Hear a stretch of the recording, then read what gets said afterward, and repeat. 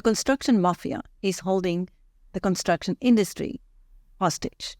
We find out more from construction attorney Euan Massey. Welcome, Mr. Massey. Hi, good afternoon. Please give us the background to the operations of the construction mafia in South Africa. It's a fairly long history, but an abbreviated history. We've had widespread site disruption since 2008, 2009, primarily with the Medupi and Kusile projects for Eskom, where both those projects were marred by extensive site disruption around payment issues. And what we saw with those site disruptions is that the labour force was able to bring Eskom to the table, and they were able to negotiate favourable rates and payment terms.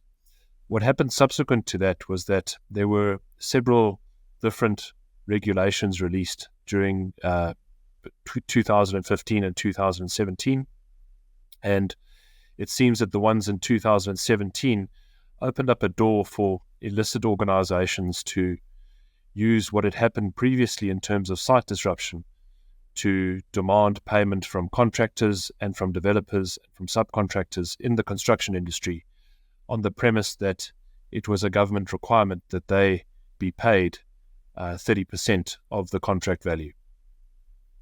What are their modus operandi? So in their worst form, and it's important to differentiate. So when we talk about the construction mafia, they first reared their head in the form of what is commonly referred to as business forums. Now, there are legitimate business forums, and there are other business forums which use illegal tactics to extort money from several role players in the construction industry. So their modus operandi is to, at the outset of a project, invade a construction site, walk into the site offices heavily armed, and threaten the various individuals at the site offices, either them personally or their families, and to halt site operations so that no progress can take place until their demands are dealt with. That's the basic modus operandi, and it can extend to actual violence as well. So we've had incidents. I've been involved in contracts. We've been involved in contracts at MDA where there have been murders on site. So it's been fairly severe. What effective legal steps can be taken to counter this? So there are a number of pieces of legislation which can be relied on through the police. So there's an act or several acts which deal with the prevention of organised crime, for example, intimidation, the Intimidation Act. So through the police and through laying charges, there is a framework of legislation which can target these illicit organisations. The major problem with that is that the people who are threatened are frightened. They are reluctant to go to the police in fear that the actual threat will be carried out. So that's on the one side. The other side is that there are civil remedies as well. So the contractor concerned or the employer concerned can go to court and get an interdict against those particular individuals. But that also has difficulties because it's difficult to enforce that interdict against a set of individuals when the individuals are constantly changing. How optimistic are you about the government's new special task force to combat this? I'm pleased that they've taken it seriously. I'm not sure personally that it's the right step. I think, and this is what was echoed yesterday during the webinar with Minister Zikalala, is that there needs to be a united front. It's not simply government who must take steps. All role players should take steps. But in terms of an approach, it needs to be holistic and not simply a reactive process where the police are involved. That of course is very important, but the aspect which I think government is missing is that in order to give effect to these public procurement regulations, the government needs to identify projects where the 30% is achievable. They need to identify target groups who can execute that 30%, and they need to ensure that that is taking place. as intended through the regulations. What's happened up until now is that the 30% is stipulated and there's no follow-through, there's no identification of work, and that's opened the door for these organizations to come to site and demand payment of the 30% essentially. In its crudest form, the demand is made as 30% of the contract value. It's as crude as that. What amounts are involved? So the regulations say any project over a value of 30 million rand in the public sector, that's where the 30% has to be subcontracted. So anything more than 30 million rand, and we have projects up to billions of rands being executed. Now, just because the regulations say that doesn't mean that it's more widespread than that. So we at MDA have encountered examples where private sector projects have these business forums arriving on site and demanding their 30%, where there's no obligation on the private sector to do that. What amounts do you know about that have been paid out? I don't have knowledge of that. So the question that was raised yesterday was how much money has been lost, and the figure that was thrown around was 68 billion rand, which is a lot of money. But in looking at that amount, and whenever you talk about numbers, you need to go behind the numbers. There are amounts which are lost, which are unaccounted for. So, that may be an amount which the government has had to pay in terms of lost contracts, in terms of claims made by contractors.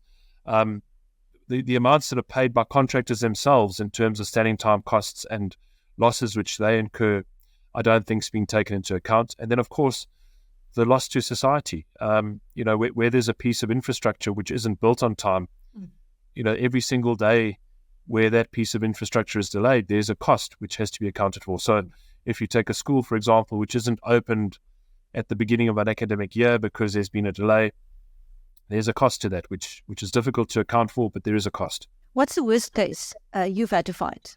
The worst case I've been involved with involved a particular individual from. There was an argument between different business forums on site. There was a murder which happened after that. I wasn't on the site at the time. I was called by my client. We immediately put in place a force majeure. There was a 3 or 4 month delay to the project in dealing with the demands of the business forum involved, with the assistance of the employer. There was then a claim for the time and money lost. So in whole, an entirely unsavory result, in terms of what was happening to the project as a whole. How many of these cases are you dealing with at any one time? So at MDA, we've typically got 2 or 3 on the go at any one time, whether it be dealing with the claim that one of our clients will be making for additional costs and time, whether it's a high court application to get an interdict, or just giving other advice in respect of how best to deal with these situations.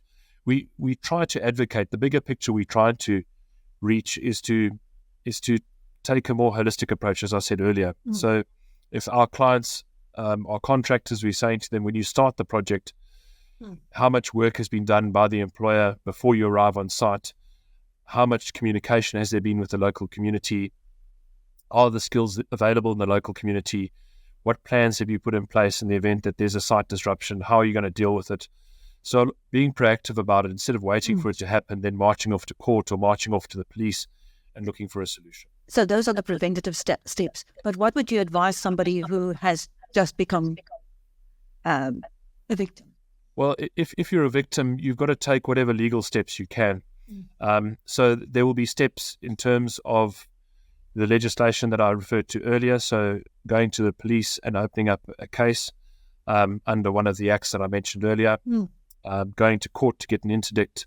And then in terms of the contract between the parties, there's often a contractual remedy to address the losses. So although it may not answer every single problem, there will be some of the problems addressed in terms of the contract as well. To what extent are government officials and crooked cops involved with the construction mafia, to your knowledge? So we haven't had, at MDA, we haven't had any personal experience of that. We've been advised, and on the panel yesterday, somebody was fairly clear on this point. They said, local politicians are involved, local councillors, and their involvement is to arrive on site with these illicit organizations and say, well, this is the organization who you must contract with, and you must give them the 30% cut. So according to the other panelists, there is most definitely an involvement through local councillors, local politicians. And the other comment which was made yesterday is that the police often know exactly who these individuals are. They know them by name, and they're reluctant to arrest them and take action against them. And why would that be? I think it would be pure speculation, but I think there's some illicit arrangement between them and the police. That's the only answer that there could be. Thank you very much, Mr. Massey. That was Euan Massey, construction lawyer, speaking to BizNews about the construction mafia.